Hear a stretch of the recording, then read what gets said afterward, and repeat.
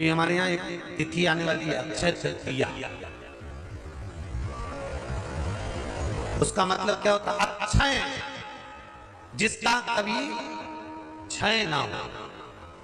जब हम भगवान शंकर को चावल का दाना चढ़ाते हैं, जैसे बहुत ध्यान दीजिएगा महाराज, बहुत समझने वाली बात है, बहुत ध्यान से। चावल का दाना हमारे मस्तक पर तिलक करने के बाद पंडित जी क्यों लगाते हैं कि भगवान जैसा समय आज चल रहा है, आप पूजन कर रहे हो, पाठ कर रहे हो, दान कर रहे हो, पुण्य कर रहे हो, सत्कर्म कर रहे हो, भजन कर रहे हो, मेरा देव अधिदेव महादेव, मेरा नारायण, मेरा सत्यनारायण भगवान, मेरा राम जी, मेरा विष्णु जी, मेरा भागवत मैया, मेरी रामायण मैया, ब्राह्मण मस्तक पर तिलक लगाने के बाद चावल इसलिए लगाता है कि जैसा समय आज चल रहा है, भगवान तुमको ऐसा ही समय बनाकर रखे और तुम ऐसे ही चार चांद लगाते रहो, दान पुण्य संकीर्तन करते रहो। इसलिए मस्तक पर चावल का दाना लगाया है। चावल का दाना शंकर जी को चढ़ाते क्यों है, पहले तो वो समझ। बेलपत्री का तो महत्व आपको बार बार बताया कि बेलपत्री शिव जी को क्यों चढ़ाई जाती है, कहीं रोग के लिए, कहीं बीमारी के लिए, कहीं किस कार्य के लिए, कहीं कोई कार्य के लिए, कहीं कोई कार्य के लिए। चावल का दाना अगर हम शंकर भगवान को चढ़ा रहे तो क्यों चढ़ा रहे हैं, उसका कारण क्या है? चावल का दाना शिव को चढ़ाने का केवल एक कारण रहता है कि चावल को अक्षत कहते हैं। अक्षत का मतलब होता है अक्षय।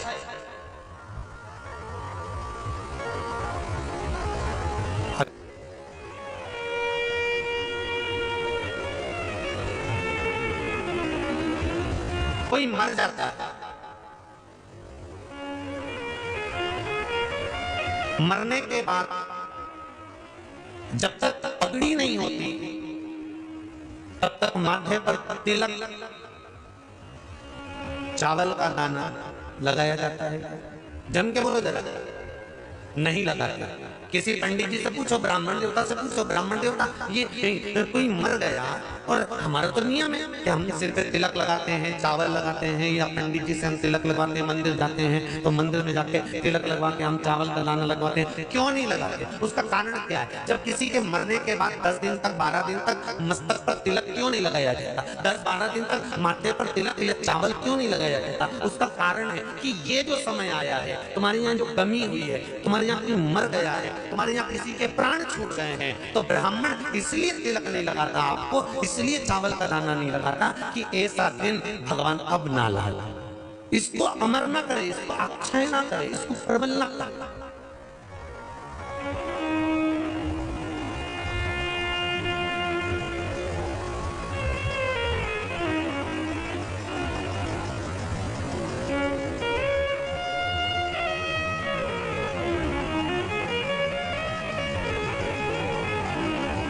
और जब चावल का दाना, तो यहाँ शिव महापुराण की कथा करी, चावल का दाना हम शिव जी को क्यों चढ़ाते हैं, भगवान को क्यों समर्पित करते हैं, भगवान के पूजन में अक्षत क्यों समर्पित करते हैं, चावल क्यों समर्पित करते हैं, उसका कारण क्या है? तो कहा आज मैंने जब चावल का दाना आपको समर्पित करा है, जिस भाव से, जिस विश्वास से, जिस श्रद्धा से, जिस मन से मैं आपको रिझा रही हूँ, हे भोलेनाथ मेरी ये मनोकामना पूर्ण कर, इसको अक्षय कर देना, इसको अमर कर देना, बस इतनी कृपा आप कर किया।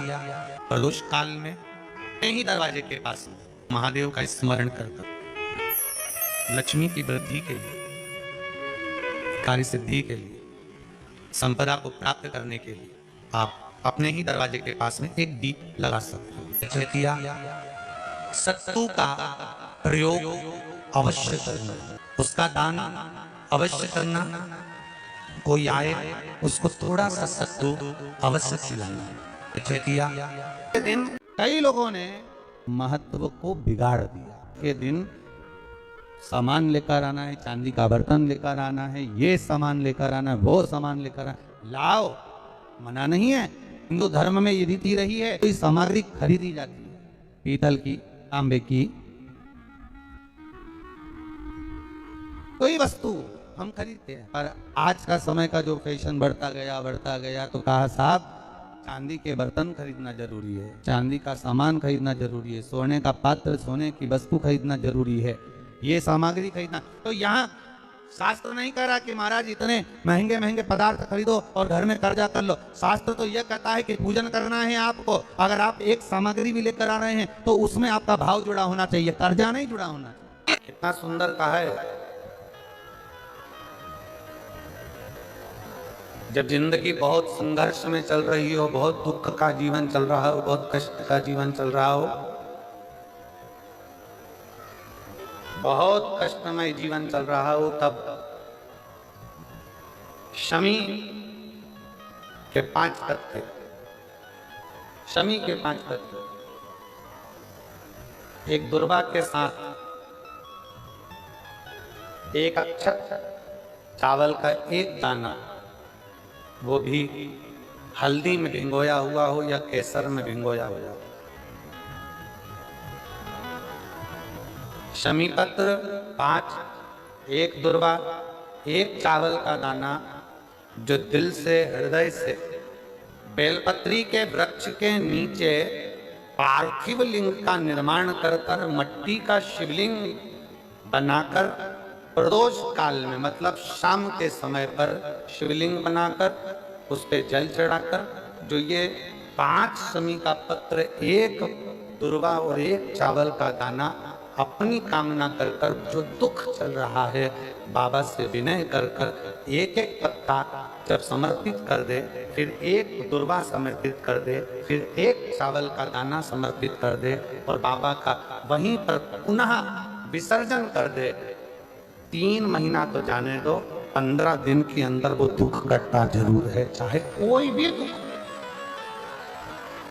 किसी भी तरह का दुख क्यों। एक बेलपत्र के वृक्ष की परिक्रमा करने वाले को हजारों अश्वमेध यज्ञ का फल प्राप्त हो जाता है, हजारों अश्वमेध यज्ञ का फल प्राप्त हो जाता है। उसी तरह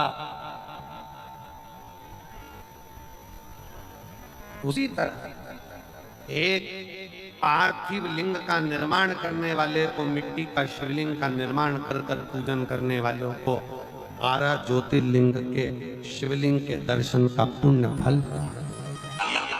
उसका मतलब क्या होता है? जिसका कभी क्षय ना हो। अक्षय तृतीया, सत्तू का प्रयोग अवश्य करोगे ना, उसका दान अवश्य करना। कोई आए उसको थोड़ा सा सत्तू अवश्य खिलाना। 3 चीजें होती हैं सत्तू में, गेहूं, चने की दाल, जौ, इनको गलाया जाता है। रात भर गलाने के बाद इसको फिर सेका जाता है, सेक कर पिसाया जाता है, फिर उसका प्रयोग किया जाता है। महाराज चाहे फिर उसको घोल कर आप शक्कर के साथ, गुड़ के साथ, नमक के साथ, जीरे के साथ, पुदीना के साथ, जिसके साथ तुम्हें खाना है वो तुम्हारे ऊपर, पर दान करना सत्तू का जरूर।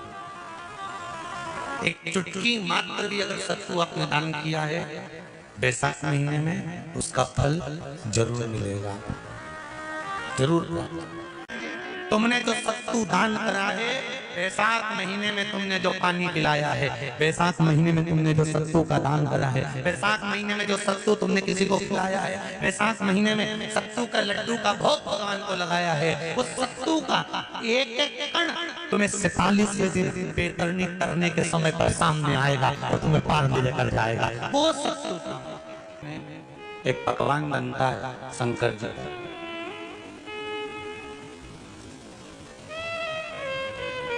शिव जी के हाथ में त्रिशूल है, शिव जी के 3 नेत्र हैं, बेलपत्री में भी 3, बोलते जाओ, पत्ती है।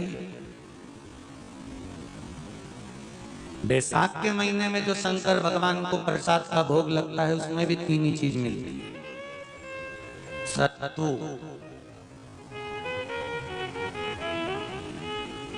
कोई दूसरे महीने में बनता है? जम के तो बोलो नहीं। कब बनता है? यही बैसाख के महीने में। चने की दाल, गेहूं और जौ, इन तीनों को गलाकर सेक कर जो सत्तू तैयार होता है, इसी बैसाख के महीने में परशुराम जयंती के दिन या अमावस्या के दिन या पूर्णिमा के दिन शंकर भगवान को समर्पित होता है और भगवान विष्णु को समर्पित होता है। दुनिया के लोग कहते क्या होता है सत्तू से?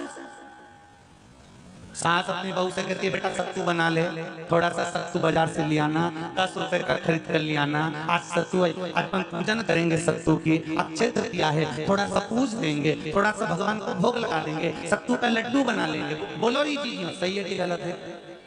बाजार में भी सत्तू मिलता है। तो बच्चे कहते हैं, बहुएं कहती हैं कौन खाएगा, काय पिला रहे हो, सत्तू का क्या काम है? और शिव महापुराण की कथा कहती है, स्कंद पुराण की कथा कहती है, जिस समय पर बैसाख के महीने की सुंदर अमावस्या का दिन था, उस दिन माता पार्वती शंकर भगवान के लिए जब पकवान बनाने के लिए बैठी, कुछ नहीं मिला, तब माता पार्वती ने 3 अनाज को लिया, एक चना, दूसरा गेहूं और तीसरा जो इन तीनों को भींग रहे थे उसको लेकर आए गंगा जी में से, उसको सेक कर माता ने अंगीठी पर और उसका जो सत्तू बनाकर शिव को दिया। शंकर भगवान ने कह दिया, सुन पार्वती, ये सत्तू नहीं, ये मेरी औषधि है।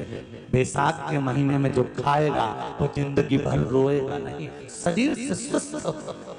अब उसको लोगों ने हंसी खेल में ले लिया, सत्तू का क्या काम, मम्मी हम नहीं खाएंगे बेटा। शिव जी का एक एक चीज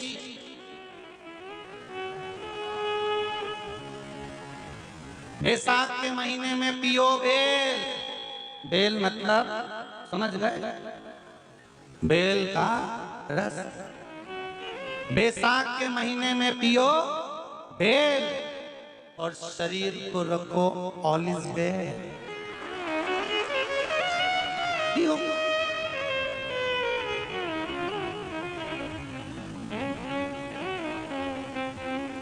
शरीर बेकार नहीं,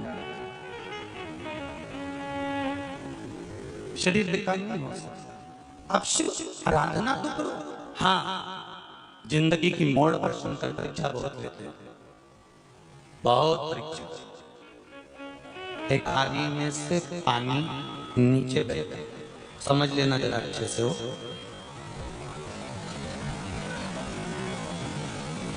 जैसे ये गोल जलाधारी है, ये शिवलिंग है, यहां से पानी नीचे बहता है। जब विशेष कोई दुख वाली बात आ जाती है या कोई तकलीफ खड़ी हो जाती है, बहुत बड़ी अगर कोई तकलीफ खड़ी हो जाती है, तो शिवलिंग के स्पर्श की जगह जहां से पानी बहता है, जाता है ये गोल, और यहाँ से जो भगवान के चरण है जहां से पानी नीचे गिरता है, समझ रहे हो ना सब लोग? उस स्थान पर अपनी जो ये हथेली होती है, इस हथेली को कुछ देर लगा लिया जाता है। कौन सा स्थान? जहां से शिवलिंग पर जल चढ़ा, ये जलाधारी में गोल घूमा, घूम के जहां चरण से नीचे जाता है, वहां कुछ देर के लिए इस हथेली को लगा लिया जाता है। अपनी हाथ की, सीधे हाथ की हथेली को लगाया जाता है। और देवाधिदेव महादेव का या तो पंचाक्षर मंत्र या षडाक्षर मंत्र या श्री शिवाय नमस्ते, इस मंत्र का या महामृत्युंजय मंत्र का स्मरण कर दिया जाता है और दिल की बात भगवान शिव से कह दी जाती है। हृदय से कहकर 2 दिन, ज्यादा से ज्यादा 3 दिन, ज्यादा से ज्यादा 5 दिन, बस 6ठे दिन की जरूरत नहीं पड़ेगी, बाबा रास्ता खोल देगा और कार्य सफल कर देगा। दिल की बात कहो शिव से, हृदय की बात जब बाबा से कहो तो बाबा सुनेंगे, निश्चित है। शिव महापुराण की कथा कहती है कि शंकर भगवान के शिवलिंग से लेकर जलाधारी में कुछ स्थान ऐसे हैं, वहां पर हमारा मात्र स्पर्श कर अपने दिल की बात कह देने पर भी कार्य सफल हो जाता है। तुम जल चढ़ाओ मत चढ़ाओ, तुम बेलपत्र चढ़ाओ मत चढ़ाओ, तुम धतूरा चढ़ाओ मत चढ़ाओ, पर दिल से अगर तुमने कहा तो उसका फल मिलेगा। सत्तू 12 महीने खाओ मत खाओ। कौन सा महीना? बैसाख के महीने में सत्तू जरूर, और सत्तू चाइना से नहीं आएगा, इंडिया में बनेगा और बना भारत में ही।